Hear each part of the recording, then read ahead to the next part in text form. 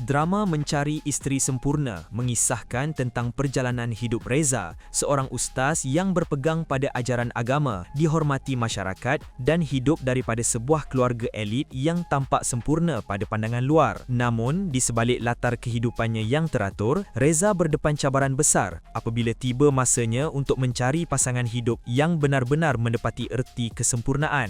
Berlatar belakangkan suasana bulan Ramadan hingga ke sambutan Hari Raya, perjalanan Reza menemukan titik ujian apabila dia dipertemukan dengan 3 wanita berbeza yang masing-masing hadir dengan latar belakang, personaliti dan cabaran tersendiri sebagai calon pasangan.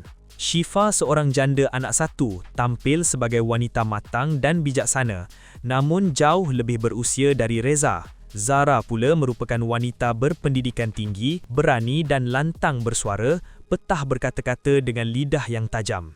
Sementara itu, Ayu, gadis muda awal 20-an, memiliki jiwa bebas dan sifat memberontak, penuh dengan prinsip serta keyakinan diri yang kuat.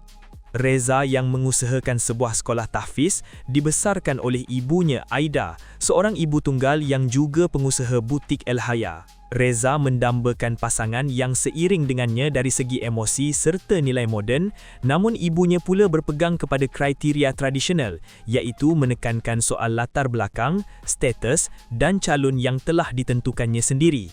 Konflik semakin memuncak apabila Aida mendesak Reza agar berkahwin dengan anak seorang datuk demi menjaga reputasi serta kelangsungan perniagaan butiknya yang sangat bergantung pada reputasi dan integriti Reza.